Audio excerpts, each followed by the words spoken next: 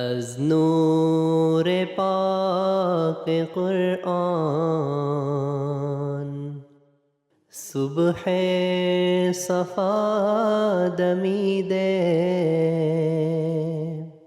Assalamualaikum warahmatullahi wabarakatuh. Pemirsa MTA dimanapun Anda berada, senang bisa kembali menyapa Anda semua dalam program Lafaz Al-Masih, sebuah program yang akan membahas sabda, nasihat, dan juga fatwa dari pendiri Jemaat Ahmadiyah Hazrat Mirza Ghulam Ahmad alaihissalam tentang berbagai topik yang terangkum dalam kitab Malfuzat Jilid kedua. Bersama saya, Harpan Ahmad, dan juga narasumber kita, Maulana Dili Sadili Fadal Ahmad. Dalam 25 menit ke depan, kita akan membahas satu topik penting lainnya, yaitu tentang memohon pengampunan. Ya.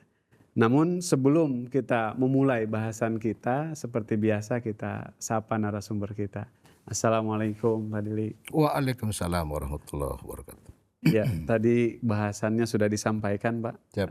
Episode kali ini kita akan membahas tentang memohon pengampunan. Ya. Mungkin terlebih dahulu bisa disampaikan Pak penjelasan dari Hazrat Masih Maud. Ya, Assalamualaikum warahmatullahi wabarakatuh. Waalaikumsalam. Pemirsa MTA yang dirahmati Allah Subhanahu wa taala. Baik, saya akan bacakan terlebih dahulu sabda Hadrat Masihil Maud salam, topik memohon pengampunan yang termaktub di dalam kitab Malfuzat jilid yang kedua halaman 68. Beliau bersabda, wa anistaghfiru rabbakum tsumma tubu ilaih.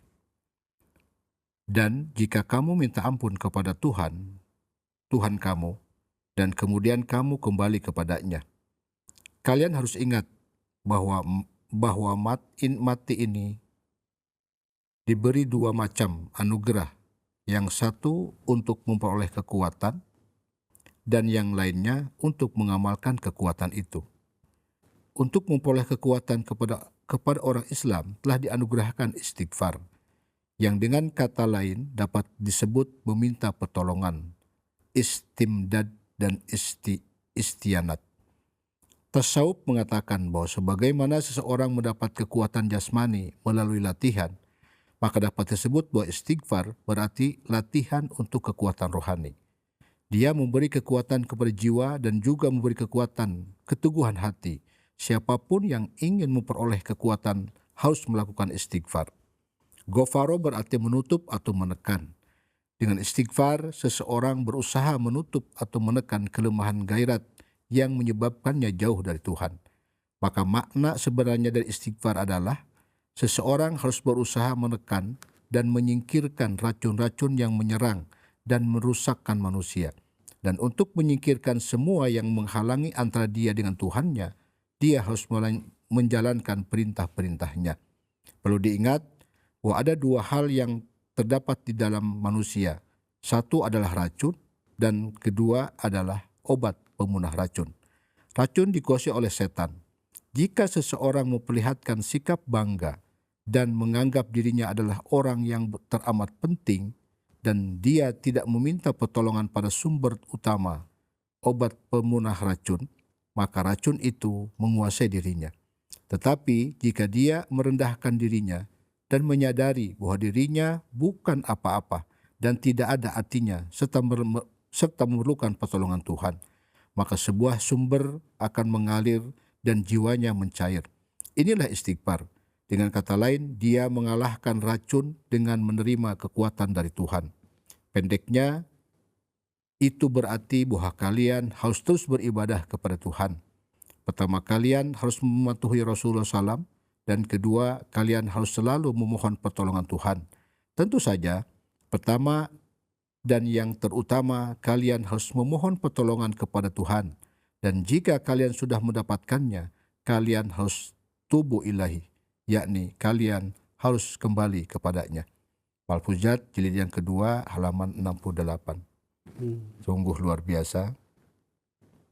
Ini analogi yang sangat mudah untuk dipahami oleh kita. Beliau mengatakan di sini, jasmani kita untuk terbentuk menjadi jasmani yang kuat, yang sehat, yang kokoh, maka perlu latihan.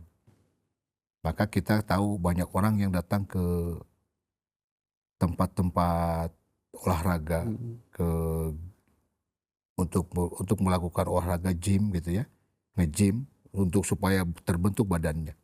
Nah ternyata rohani manusia pun juga perlu dilatih agar selalu tunduk dan taat terhadap Tuhan. Nah ternyata alat satu-satunya untuk melatih rohani manusia agar tetap setia, taat dan tunduk kepada Tuhan adalah istighfar. Gitu.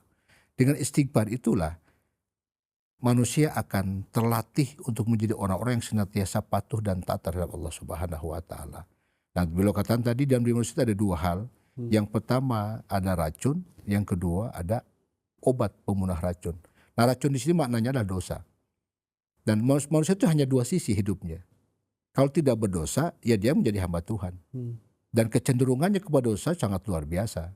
Oleh karena itulah, ketika manusia terkuasai, timbul bangga, timbul merasa bahwa dia itu orang yang sangat hebat, maka beliau katakan tadi, racun telah merasuki seluruh jiwanya. Nah, ketika manusia sudah posisi seperti itu, maka dia berubah, bukan lagi manusia, sudah menjadi iblis. Nah, untuk agar ini bisa tertangani, maka obatnya harus diminum. Tadi apa? Dengan cara beristighfar melalui ibadah-ibadah yang dicontohkan oleh Rasulullah SAW. Beliau katakan, yang pertama kamu harus lakukan apa? Taat kepada Rasulullah SAW. Yang kedua, kamu harus datang kepada Tuhan untuk memohon pertolongannya. Tubu ilaih, kembalilah kepada Allah Subhanahu wa taala. Nah, itulah mana istighfar yang Huzur jelaskan untuk kita. Semoga ini menjadi pencerahan. Baik, Maulana jazakumullah khairan, penjelasannya sangat luar biasa, sangat dalam sekali. Mungkin mewakili rasa kepenasaranan dari para pemirsa, Maulana. Sebagai pertanyaan pembuka, kita sering melihat bagaimana orang-orang menganggap istighfar ini hanya sebatas ucapan permohonan ampunan yang ya astagfirullahaladzim, hanya sebatas ucapan saja. Sebetulnya bagaimana istighfar ini memiliki makna yang lebih dalam daripada sebatas ucapan spontan itu, Pak. Apa yang harus dilakukan oleh seorang hamba? Ya. Hadrat Rasulullah SAW bersabda, istighfar itu adalah ungkapan taubat seorang hamba kepada Tuhannya untuk menjauhi sejauh-jauhnya setiap larangan-larangan Tuhan, dan dia berusaha sekuat tenaga agar mampu mendapat kekuatan menjadi orang-orang yang senantiasa patuh dan taat terhadap setiap perintahnya. Yang pertama. Yang kedua, Hujur menjelaskan sesuai dengan arti kata dari istighfar, dari kata ghafaro, artinya menutupi, menyelimuti, menekan, menghilangkan. Jadi maknanya seorang pemohon kepada Tuhan berkeinginan agar Allah Subhanahu wa taala menutupi, menyelimuti, menekan setiap kelemahan-kelemahan pribadinya yang mungkin saja kalau itu diungkap, maka orang ini tidak akan mungkin mampu berjalan-jalan di muka bumi ini.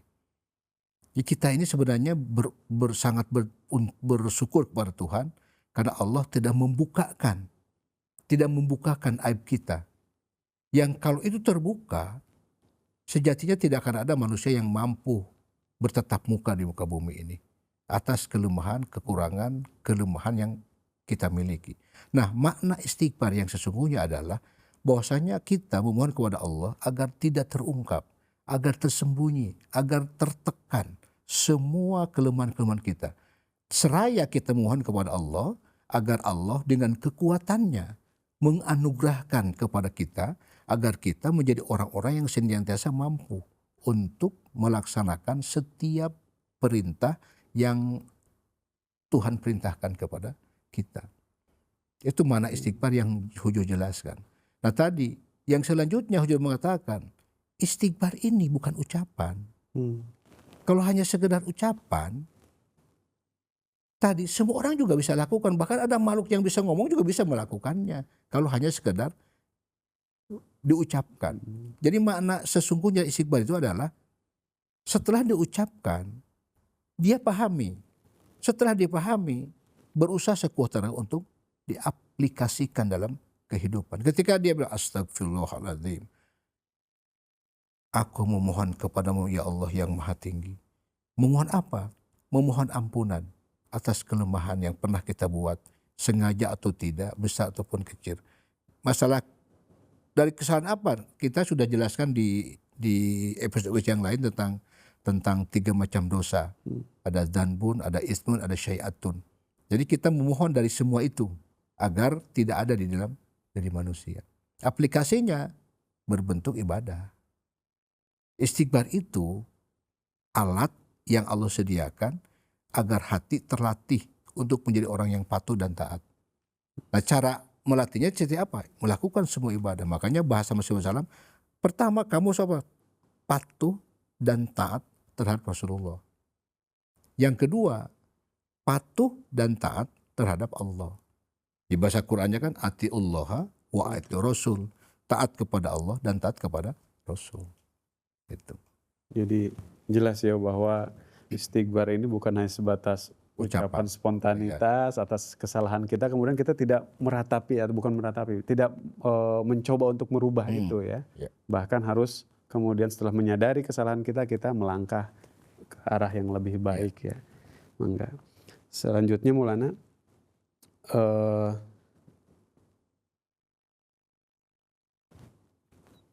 proses ya mendekatkan diri ya, tadi makna istighfar itu ya, dan memperkuat spiritualitas ya. Maka penting sekali istighfar ini dilakukan oleh setiap orang. Nah, bagaimana kita atau seorang hamba itu bisa mengambil manfaat dari istighfar ini untuk kebaikan dirinya ya, mengambil manfaat istighfar ini untuk kebaikan dirinya. Iya. Jadi gini, ada sebuah ungkapan mengatakan wala tufkiru kasiron walakin istighfaron kasiron. Jangan kamu banyak berpikir, tapi banyaklah beristighfar. Kenapa? Fallahu, maka sesungguhnya Allah akan membukakan kemudahan-kemudahan dengan istighfar, bukan dengan berpikir. Jadi cara memanfaatkan istighfar itu, tadi saya katakan, istighfar itu kan sebuah alat. Nah, alat ini harus dikuasai dulu. Kalau orang tidak menguasai alatnya, misalnya tadi orang punya pistol tapi tidak bisa menggunakannya, kan berbahaya. Jadi harus dia tahu dulu seperti apa. Nah, Allah telah memberikan bimbingan kepada kita. Jadi istighfar yang kita lakukan dalam pertama kita ucapkan. Kenapa harus diucapkan dulu? Karena memang untuk meyakini sesuatu itu biasanya kita diungkapkan dulu. Nah, dengan itu setelah kita dipahami, oh ternyata baru diaplikasikan dalam kehidupan nyata. Nah, manfaat istighfar akan terasa oleh manusia jika istighfarnya itu betul-betul diamalkan dalam kehidupan nyata. Bentuknya apa? Ibadah. Ibadah dua macam, ada ibadah mahdhah dan ibadah ghairu mahdhah. Mahdhah yang utama, yang ghairu mahdhah yang tidak utama. Maksudnya ada tambahan nafal-nafalnya. Nah, dua hal ini dilakukan Rasulullah SAW. Jadi cara mengaplikasikan istighfar agar bermanfaat bagi kehidupan kita, maka harus diamalkan dalam kehidupan nyata. Tidak hanya diucapkan terus dihitung. Astagfirullahaladzim. Besoknya tetap aja. Kenapa? Karena hanya sampai di tataran mulut. Ini mesti diaplikasikan. Bahwasanya kita memohon ampun kepada Allah. Bagaimana cara Allah katakan, datang kamu kepada saya, sujud kamu kepada saya. Kamu kan mohon ampun kepada saya. Bukan hanya ngomong saya mohon ampun ya Allah, saya mohon ampun, tapi kamu tidak melakukan apa-apa. Jadi caranya apa? Laksanakan apa yang menjadi perintahnya. Jauhi menjadi larangannya. Jangan coba-coba mendekati apa yang dilarang. Jangan coba-coba menjauhi apa yang sudah diperintahkannya. Itu aplikasinya. Jadi supaya bermanfaat istighfarnya itu, jauhi larangannya, dekati perintahnya. Semakin mendekat kepada perintahnya, semakin bermanfaat. Racunnya akan semakin jauh dari diri manusia itu. Itu. Baik. Perbanyak zikir, jangan banyak mikir. Salah satu langkah untuk mengambil manfaat dari istighfar ini. Banyak mikir itu, tapi banyak. Baik. Nah, dalam uraian tadi di awal disebutkan ada dua hal dalam diri manusia. Ya. Pertama racun dan penawarnya. Mungkin pemirsa masih memerlukan penjelasan yang lebih dalam terkait dengan penjelasan racun dan penawar ini. Pernah suatu ketika Hadrat Khalifatul Masih Ar-Rabi rahimahullah dalam khutbahnya bahwasanya manusia itu terdiri dari dua sayap. Sayap kanan itu obat, sayap kiri itu racun. Itu diilustrasikan oleh beliau seperti lalat. Ketika lalat hinggap di dalam minuman atau makanan kita, ujung katakan jangan langsung dibuang, tapi celupkan dulu. Supaya apa? Karena di dalam ketika dia hinggap di satu makanan, itu dia akan mengeluarkan racun dari sayap kirinya. Nah, ternyata untuk menetralkan racun sebelah kiri itu, antidotnya sebelah kanan, celupkan. Nah, dengan dicelupkan keluar penawar racunnya di sebelah kanan. Nah, ternyata manusia itu hanya dua kehidupannya. Kalau dia berdosa, dia menjadi orang yang taat terhadap Allah. Dan condong kepada dosa itu luar biasa. Tapi kata beliau, jangan sekali-kali kamu kecewa dan putus asa. Kenapa? Karena sejatinya dalam dosa itu ada manfaat. Tadi orang yang pernah berdosa, orang yang bisa menikmati proses taubat terhadap Tuhan. Maka di Quran itu orang macam ini sebutnya apa? Setelah dia bertobat dan memperbaiki diri, disebutnya ini orang apa? Mabrur. Al-mabrurin, orang-orang yang mabrur. Haji contohnya. Haji itu pahalanya mabrur. Apa makna mabrur? Abror itu baik, abror itu soleh maknanya. Tapi abror itu beda dengan khair, beda dengan toyib, beda maknanya, beda dengan soleh. Abror itu maknanya orang-orang yang telah terjerumus dalam sebuah kesalahan lembah dosa, tapi dia disadarkan oleh Allah Taala kembali kepada Tuhannya. Dia bertobat dengan sesungguh-sungguhnya tobat. Maka dia mencari derajat ar-abror. Orang merasakan dulu kesalahan itu. Dia pernah merasakan. Jadi yang dikatakan racun di sini itu adalah dosa. Manusia itu hanya dua saja ruang lingkupnya dalam mendapat kehidupan ini. Kalau tidak berdosa, dia orang taat. Pasti itu. Nah, oleh karena itulah ketika orang bergelimang dalam dosa, sejatinya Allah telah menyiapkan penawarnya, jadi sebelah kanan. Dengan cara apa? Dengan bertaubat. Taubat itu aplikasinya apa? Istighfar. Gitu. Kenapa? Karena kita manusia yang sangat lemah. Ada orang yang sejatinya dia tidak ingin jatuh, tapi tidak mampu berdiri. Akhirnya jatuh juga. Nah, orang macam ini kategorinya kan disebut oleh Allah Ta'ala wammah. Orang yang menyadari kesalahannya, tapi tidak punya kemampuan. Beda dengan yang amarah. Artinya apa? Itu mah sudah jiwanya sudah jiwa hewan, gitu. Sudah tidak menyadari betul-betul. Nah, dengan ajaran ini, dengan datangnya Allah Ta'ala lewat Rasulullah SAW ini akan membawa manusia dari fase amarah ke lawamah, nanti terakhir pada suluk terakhirnya adalah mutmainnah. Tadi bahwasanya ibadah yang berhasil di hadapan Tuhan itulah suluk terakhir bagi seorang yang pencari Tuhan. Maka Allah maklumatkan dalam Quran, irji'i ila rabbiki radiyatan mardiyatan fadkhuli fi ibadi fadkhuli jannati. Itu suluk paling akhir dari istighfar itu akan mencapai derajat ini. Racun ini akan bersih dengan tadi kita menelan fil istighfar. Dengan berbanyak istighfar dan diaplikasikan dalam kehidupan nyata. Maksudnya istighfar tidak diucapkan tapi diaplikasikan. Apa bentuk aplikasinya? Jauhi larangannya, dekati perintahnya. Semakin menjauh dari larangannya, kamu semakin mendekat terhadap perintahnya. Dan kamu akan menjadi manusia yang dicelup dengan warnanya Tuhan. Di Quran disebut apa? Wa asyaqladu bin nuri robiha. Bumi bersinar dengan sinar Tuhannya. Siapa? Rasulullah yang telah mencelupkan dirinya dengan serbat-serbat ilahiyah. Makkah yang begitu biadab berubah menjadi masyarakat yang begitu beradab dengan munculnya satu orang yang telah tercelup dalam warnanya Allah Subhanahu wa Ta'ala. Kenapa? Istighfarnya sukses. Racunnya sudah hilang seluruhnya. Seperti itu. Baik, Maulana jazakumullah khairan jazaa, penjelasannya sangat luar biasa sekali. Mungkin sebagai pertanyaan penutup Maulana, dalam tatanan praktis, tadi kita sering mendengar bahwa salah satu sarana istighfar yang benar adalah melakukan amal ibadah. Sedangkan ibadah ini cukup banyak dalam tanggung jawab kita sebagai seorang hamba ya. Nah, dalam tatanan praktis, bagaimana kita bisa menerapkan istighfar dalam kehidupan sehari-hari? Apa mungkin ibadah yang memang paling bisa mengikis kesalahan-kesalahan? Ya. Jadi kalau kita kembali kepada rangkaian sabda-sabda beliau, jadi ibadah yang paling pokok dan utama itu sholat. Di sholat itu tersimpul semua ritual ibadah yang pernah Allah ajarkan lewat Rasulullah dalam sholat.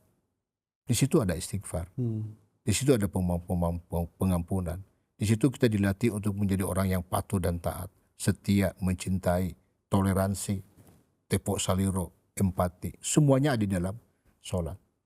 Makanya Hujur selalu mengatakan, sholat itu dapat menjadikan kamu menjadi walinya Allah dalam satu malam. Ketika sholat ketemu dengan baik dan benar. Nah, istighfar yang hakiki itu di dalam sholat diucapkannya. Padahal kan ada yang dikatakan umul istighfar, maksudnya istighfar, ibunya istighfar. Itu beliau tulis di dalam lembaran surat baiat. Rabbi inni dzalamtu nafsi wa taraftu bidzambi faghfirli dzunubi wa yaghfiru ma illa anta. Ini sebenarnya sayyidul istighfar. Sayyidnya istighfar itu ini. Yang ditulis di dalam surat baiat di paragraf yang terakhir. Nah, itu amaliyahnya sholat. Jadi ibadah yang paling praktis untuk mengamalkan istighfar itu sebenarnya sholat. Karena sholat itu tadi ibadah yang pertama dan utama. Dan sholat itu adalah akumulasi dari seluruh rangkaian ibadah. Itu di dalam sholat. Makanya kalau sholat itu berhasil, sholat itu sukses, Allah deklarasikan menjadi tadi tanha anil fahsya wal munkar. Tidak akan ada fahsya, tidak ada kemungkaran di muka bumi ini. Kalau orang-orang ini sukses dalam sholat. Nah, kalau kenapa kita menyaksikan masih banyak kemungkaran, kefahsyaan? Sholat baru disampaikan pada ritual, seremoni, belum didalami sedalam-dalamnya tentang makna dan hakikat dari sholat itu. Gitu.